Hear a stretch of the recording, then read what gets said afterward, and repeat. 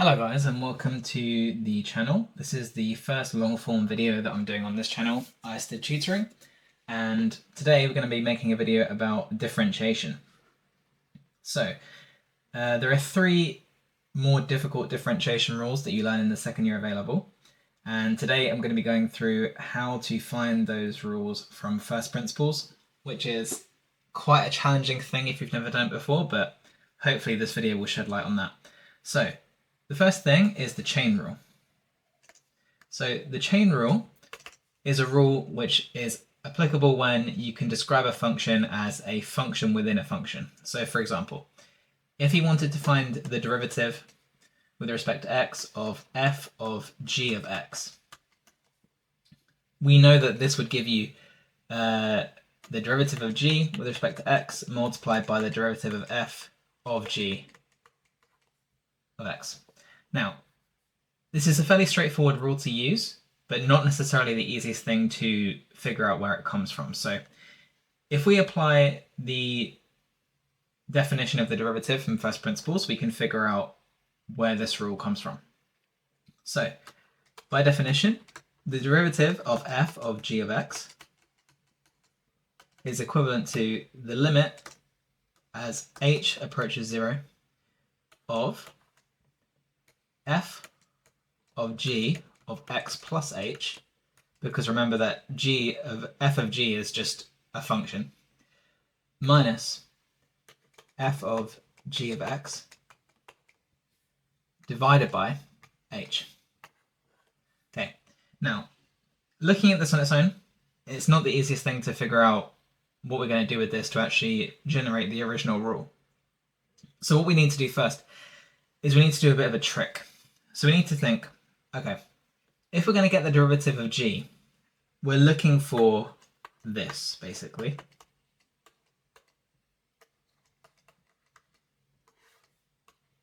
So we haven't seen this anywhere, and this would also be contained within the limit. So if we can't see this within the limit brackets, we need to basically create it. So what we're going to do is we're going to do a trick, and we're going to multiply the top and bottom of our derivative by this. So that way, we're actually going to be able to create that definition of the derivative of g within our limit brackets. So if we come down to here, we're going to multiply the top and the bottom of that fraction. And so we're going to get the limit as h approaches 0 of, now I'm going to write this in a specific way and I'll explain why as I do it, f of g of x plus h minus f of g of x over g of x plus h minus g of x. And then separately, I'm going to put the other g of x plus h minus g of x over here. So g of x plus h minus g of x over the h. Now, we can't forget the h because it came from over here. Now, basically, the reason we need that is now, if you look carefully, this bit is the definition of the derivative of g as you would normally define it. This bit on the left is very close to the definition of the derivative of f if things didn't change. Now, we have to do something a bit carefully here, which is that we're going to have to change the left-hand side of the fraction with the f of g of x to make it a bit easier to work with. So what we're going to do is we're going to take the left-hand side and we're going to redefine part of that fraction as follows. So instead of having g of x plus h minus g of x, we're going to change this to just be another constant k. Now, the reason we can do that is because we say as h approaches 0, we would just get g of x minus g of x, which would be equal to 0. So as long as g and f are both continuous functions, we're allowed to do this. So as h approaches 0, k will also approach 0, which means that we can basically re-characterize the limit into two separate limits. So we're going to do that as follows. So we're going to say, okay, we're going to say let k equals g of x plus h minus g of x. And then we're going to rewrite this as the limit as k approaches 0 of f of g of x plus k minus f of g of x over k, multiplied by the limit as h approaches 0 of g of x plus h minus g of x over h. Now, this is completely valid because all we've done is we've split the limit into two separate limits. As k approaches 0, the definition of f of g of x plus k is unchanged because it's just another variable that's approaching 0. And given that k is equal to g of x plus h minus g of x, as h approaches 0, k will also approach 0. The reason that this is helpful to do is because it lets us see that the left-hand side limit is just the derivative of f of g with respect to x. And the right-hand side is the derivative of g with respect to x. So this basically lets us write this as the derivative of f of g of x multiplied by the derivative of g of x, which is the normal way of writing the derivative of f of g of x, as we said in the beginning. So the next part is the product rule. Now the product rule basically states that if you want to take the derivative of a function which can be written as the product of two functions, then what you will get is the derivative of one of your functions multiplied by the first plus the derivative of the first function multiplied by the other one. Now, this is not necessarily the easiest thing to show, but we can still prove it using first principles. And we're going to start off from a very similar starting point. We're basically going to say that if we take the limit from as h goes to 0 of f of x plus h multiplied by g of x plus h minus f of x times g of x, and we divide that by h, then we've basically got the limit as h goes to 0 of this, which is the definition of the derivative from first principles, right? Now, what we're going to do is we're going to do a bit of a trick. We're going to add and subtract the same thing to the numerator. Now, as long as we're basically adding 0, we're allowed to add whatever we like. So what we're going to do is we're going to add f of x, g of x plus h, minus f of x, g of x plus h. Now, this is the same as adding 0, right? So we haven't actually changed anything.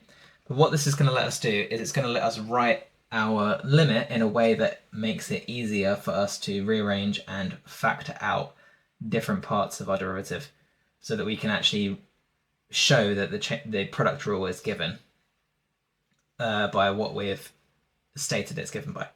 So from here, we're going to add our little term that we've created, our expression, into the limit.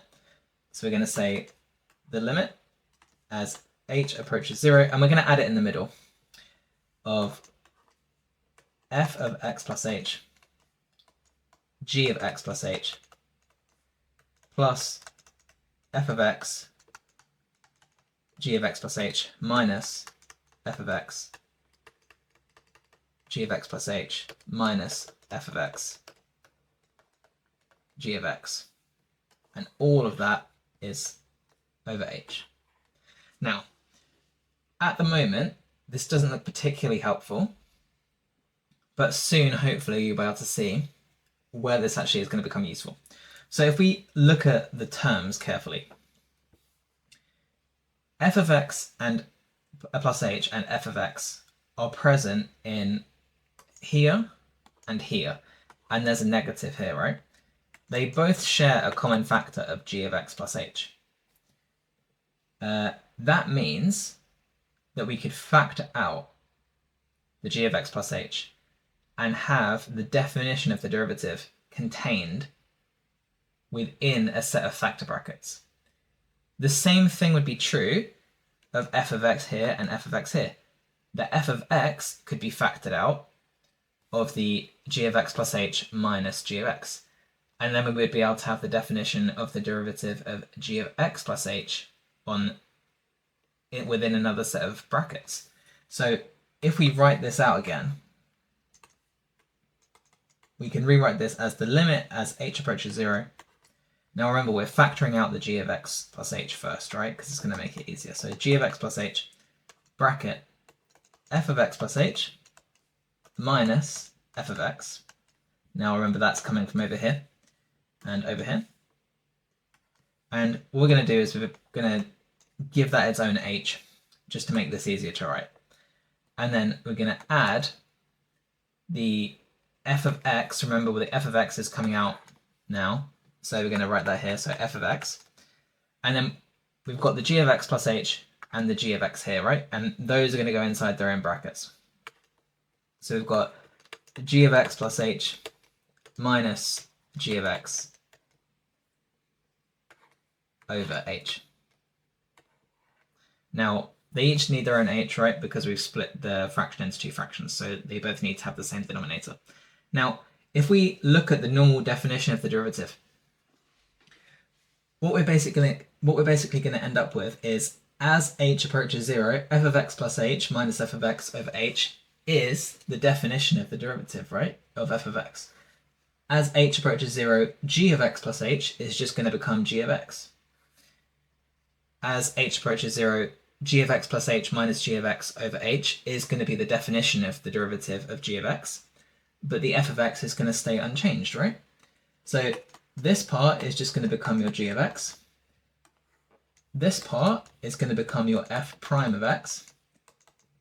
This is going to stay as your f of x. And this is going to become your derivative of g of x. And so from first principles, we can see that the definition of the derivative gives us product rule. And finally, what we've got quotient rule. Now, quotient rule is probably the hardest to prove, but that's only because of how messy the quotient rule is. So the quotient rule basically says that if you can write a fraction of two functions, so f of x over g of x, and you want to take the derivative of it, you can write this as, now this part's really important, the order of this matters quite a lot. So if you want to take the derivative of f of x over g of x, what you're going to end up with is g of x multiplied by the derivative of f of x minus f of x multiplied by the derivative of g of x over g of x squared. Now, people usually write this as v du minus u dv over v squared, but it's just a shortcut way of writing this, basically, right? So you can see that g of x and f of x are just the original functions. F prime of x and g prime of x are the derivatives of each function, respectively, right? So once again, we're going to take the limit as h approaches 0 of, and we're going to have to write the function out. So f of x plus h over g of x plus h minus f of x over g of x. And then all of this is over h. Now, usually in maths, you don't really want to have a fraction within a fraction because it gets a bit messy. But don't worry, we're going to fix that in just a second. So the first thing we're going to do is we're going to rewrite this with a common denominator, which means we're going to cross multiply g of x to the left and cross multiply g of x plus h to the right. Now, if we do that, and remember we need to include the h as well. So if we do that carefully, what we're going to end up with is g of x, f of x plus h, minus f of x g of x plus h all over, now remember this is where we can't forget the h, g of x plus h, g of x, and then an h here. And now remember that this is still contained within the limit as h approaches 0. So once again, this is a bit tricky to see what we're going to do with this, right? Even though we've simplified the fraction a little bit, we can't really see any derivatives contained within this as easily as we might have been able to in the previous ones.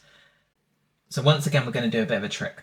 We're going to add f of x, g of x, and subtract f of x, g of x from the numerator. Now, remember, if we're going to do this, it doesn't matter because we're basically adding 0. If you want to write this with the same denominator, it's fine, but because you're adding 0 to the numerator, it really doesn't matter. So it's effectively like having the same denominator without really having the same denominator. It really doesn't matter. So if we add this, what this is going to let us do is it's going to let us do basically the same thing that we did before with the product rule. We're going to be able to factor out the definition of the derivative from part of our function.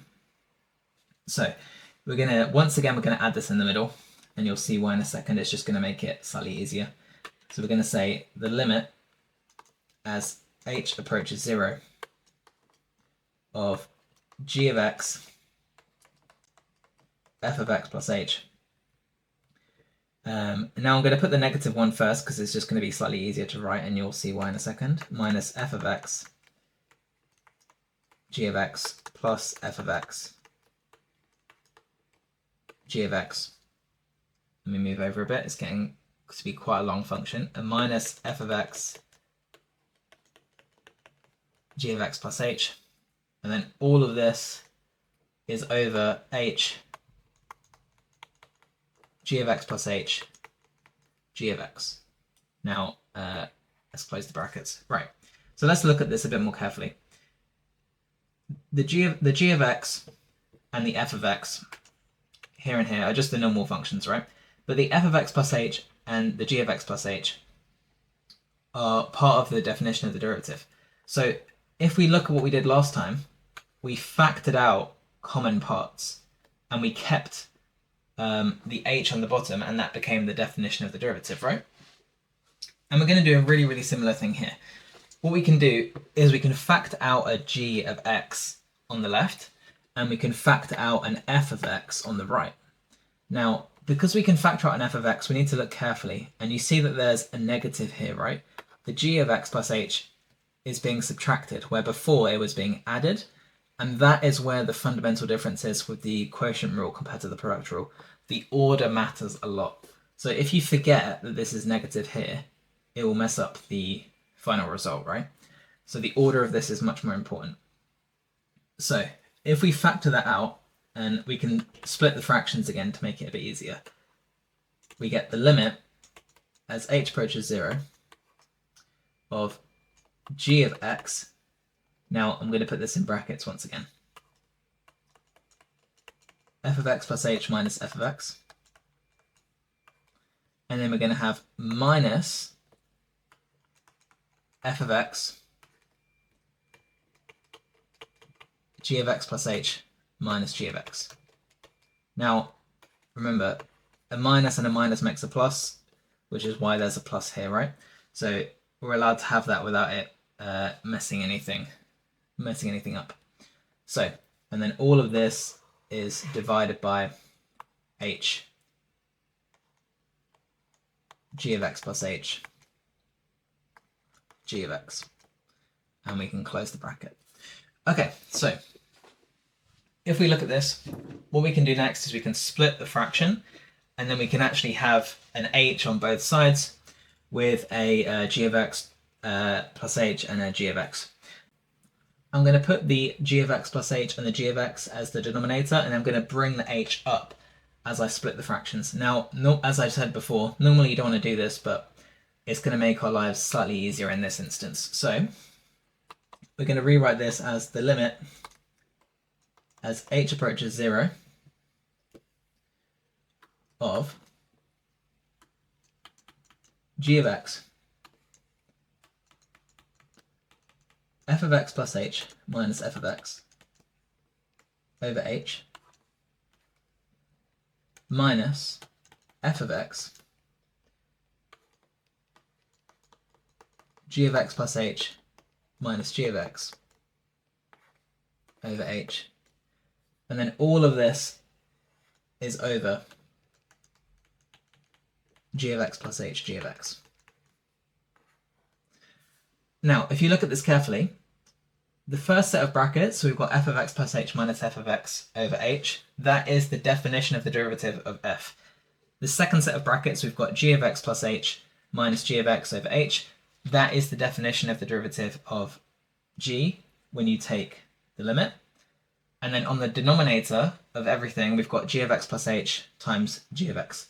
Now, if we take the limit as h goes to 0 of all of these, the first part of the fraction, we're going to get g of x times by the derivative of f of x. The second part of the fraction, we're going to get f of x times by the derivative of g of x. And on the denominator, as h approaches 0, we're going to just get g of x times g of x. And so what we can do is we can write the final result as g of x times f prime of x minus f of x times g prime of x over g of x squared. And this is the standard quotient rule for the derivative of f of x over g of x that you're familiar with.